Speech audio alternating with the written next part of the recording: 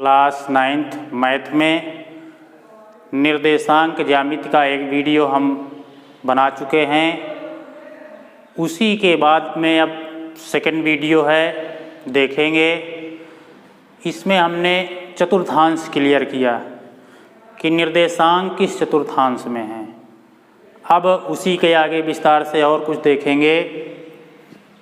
जैसे अभी तक हमने कहा गया -3, 2 किस चतुर्थांश में है? भुज ऋणात्मक, कोटि धनात्मक यानी द्वितीय चतुर्थांश में है।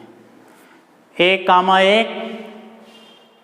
प्रथम चतुर्थांश में यानी भुज और कोटि के चिन्ह देख करके। अब बात यह है कि जैसे आ गया 2, 0, ध्यान रहे धनात्मक तो है दोनों, प्रथम में नहीं होगा, इसी चतुर्थांश में नहीं होगा, तो होगा तो कहाँ पर होगा? याद रखें, जब कोई अक्ष शून्य हो। जैसे 2, 0 है, x का मान 2 है, y का मान 0 है, तो कहाँ पर आएगा? पहले इसका स्थान क्लियर करते हैं। x का मान 2, ये 1, 2, y का मान कुछ नहीं, 0 का मतलब बिल्कुल 0, तो ये यहाँ पर है 2, 0। कहाँ पर आए? मेन x अक्ष पर।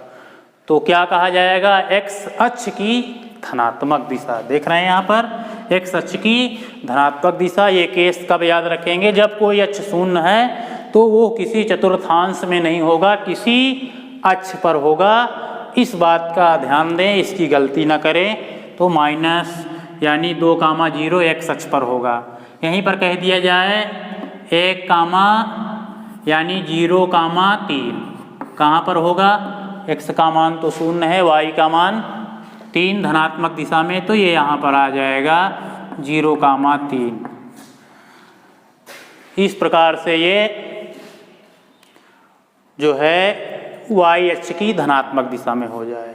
ऋण का है तो ऋणात्मक दिशा में। इस तरह जब कोई अक्ष शून्य है तो उनको ध्यान देंगे कि किसी चतुर्थांश में नहीं होगा, किसी मेन अक्ष पर होगा, x अक्ष या y अक्ष पर होगा। ये ध्यान रहे कि जो क्षैतिज अक्ष होता है ये x अक्ष कहा जाता है, और जो ऊर्ध्वाधर अक्ष है ये y अक्ष बोला जाता है। दोनों का जहाँ कटान बिंदु है इसको कहते हैं मूल बिंदु। ये है मूल बिंदु। 0, 0 इसके निर्देशांक होते हैं। 0, 0 ये याद रखें। अब इसमें फ्रांसीसी गणितज्ञ रेने देकार्ते ने बताया है, कोई बिंदु है, कोई बिंदु दिया है, समतल पर कोई बिंदु दिया है, इसके हमको दूरी बताना है। तो कैसे बताएंगे? तो उन्होंने बताया यही 2 लंबवत रेखाएं खींचेंगे, x डैश और एक ऊर्ध्वाधर अक्ष y डैश। ये 2 खींचेंगे। यहाँ पर ये बिंदु, थोड़ा इसको और बढ़ा दिया जाए। ये तीर लगी है, इसका मतलब इसको आवश्यकता अनुसार कितना भी बढ़ा सकते हैं। तो कोई बिंदु दिया गया है ये, और इसमें हमको इसका दूरी बताना कि ये बिंदु कितनी दूरी पर है। तो यहाँ देखेंगे x अक्ष पर कितने खाने, x अक्ष पर कितनी दूरी है और y अक्ष पर कितनी दूरी है। इधर से देख रहे हैं, मान लो ये बिंदु P है, हमको इसके निर्देशांक बताना है। तो देखें यहाँ पर ये तो हमारा मूल बिंदु है। पहले x का मान 1, 2, 3, 4, y का मान भी 4 खाने। P के निर्देशांक क्या हो जाएंगे? 4, 4। अब जो है मान लो 2 बिंदु दिया गया है, उनकी दूरी बताना है। तो इनकी दूरी बताने के लिए मान लो ये बिंदु P है और ये Q है, और इसकी हमको दूरी बताना है। इसको कैसे बताएंगे? इसको बताने के लिए तो पहले हम P से यहाँ पर ये मिला देते हैं। ये क्षैतिज अक्ष के समांतर एक रेखा खींचते हैं, इसको यहाँ से मिला देते हैं, इसका नामकरण कर देते हैं RST। यहाँ पर ये देखें, ये क्षैतिज अक्ष है, हमने ये वाली दूरी x1 मान लिया यहाँ से यहाँ तक, और ये वाली दूरी x2, ये वाली दूरी को ये y अक्ष पर है, ये दूरी y1 यहाँ से यहाँ तक, और ये दूरी y2 ये मान लिया। अब हमको कुल मिला के ये दूरी क्लियर करना है। PQ की दूरी कैसे निकालेंगे, तो ध्यान रहे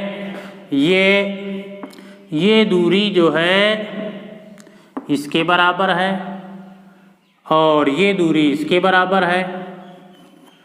तो पहले आइए देखिए क्लियर कर लेते हैं हम। यहाँ से देख रहे हैं कि ये हमारा समकोण त्रिभुज है, क्योंकि यहाँ से हमने ये लंबवत रेखा खींचा है, 90 डिग्री का है। तो यहाँ पर देखेंगे ये दूरी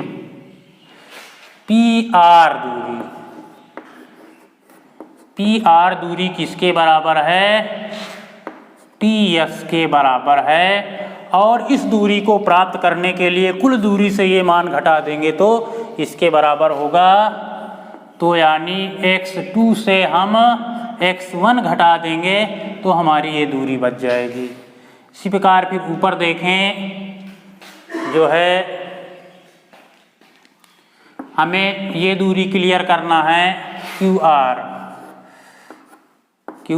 क्लियर करना है। तो यहाँ से यहाँ तक की दूरी y2 है, अगर y2 से y1 घटा देंगे तो QR दूरी बचेगी।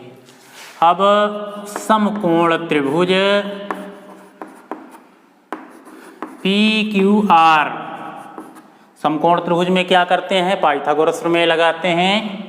दो दूरी पता हो, तीसरी दूरी पता करना है।